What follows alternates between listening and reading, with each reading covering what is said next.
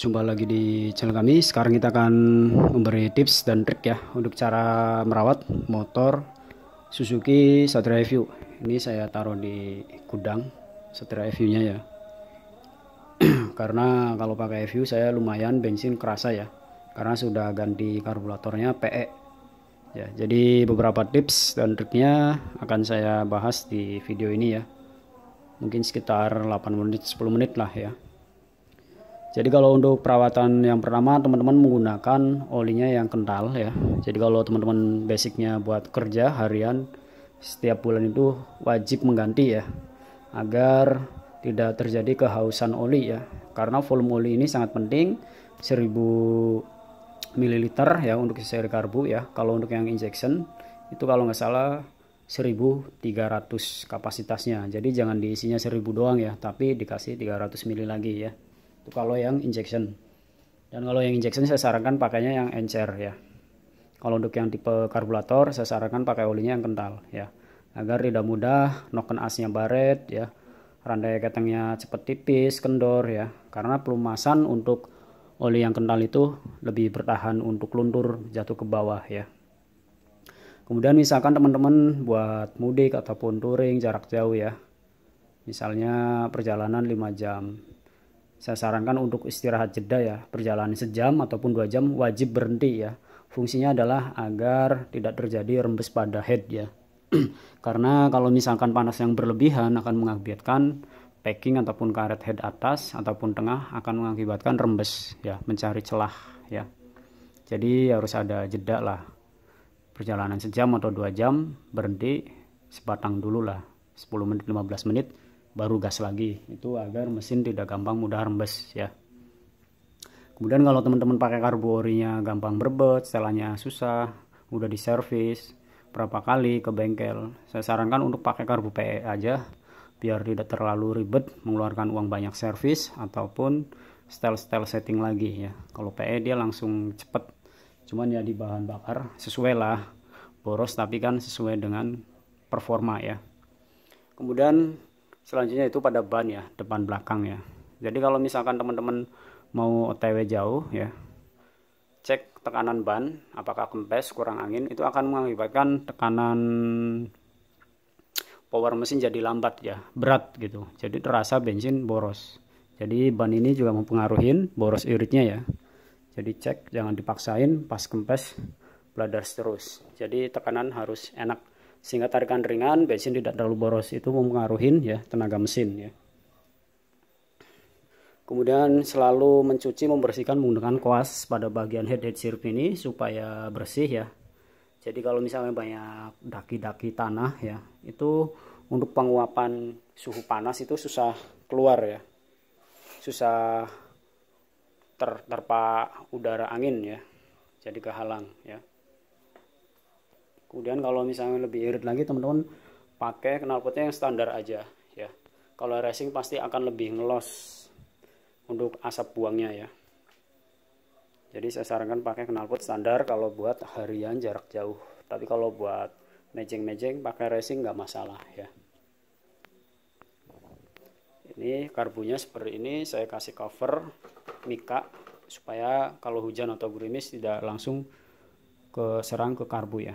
Koilnya udah saya ganti 150-an lah. Ini pengapiannya jos, sekali selah juga nyala. Ini kunci belum saya perbaiki ya, kadang connect kadang enggak ya. Ini motor berapa minggu nih belum saya nyalain, panas-panasin. Ini torque chair.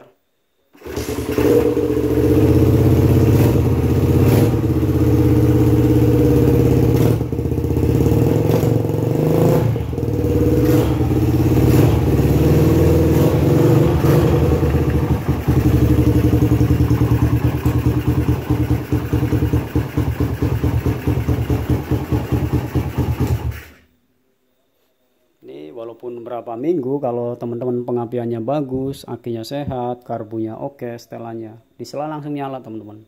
Jadi nggak harus berkali-kali nyala ya. Jadi kalau misalkan teman-teman, saya kalau habis dingin esok harinya susah bang, bisa jadi karet intake-nya itu ada yang retak sehingga ada hawa udara embun masuk ya. Itu perlu dicek. Ini filternya untuk saya pakai racing yang bisa muter. Videonya udah saya upload ya teman-teman. Ini knalpotnya standar tapi saya bobok. Leherannya tadinya saya pakai yang kecil seukuran Supra, ini saya ganti ori lagi ya. Videonya udah saya upload. Ini saya pakai underbone. Ini saya style maju supaya engkolnya itu lebih enak. Kadang kan orang-orang ada yang style engkolnya sebelah sini nih. Ini nggak nabrak teman-teman, aman ya. Ini nggak nabrak. Jadi posisinya segini nih buat nyengkol. Kalau teman-teman nyetingnya di sini engkolnya ini akan kendor banget ya. Yang ada nanti pada saat nyala pengapiannya dapatnya kecil. Tapi kalau untuk settingnya ke depan pengapiannya jadi gede. Rasio yang putar itu lebih banyak ya. Kemudian kalau TW-OTW jauh teman-teman harus mengecek kampas rem ya. Takutnya udah tipis ya.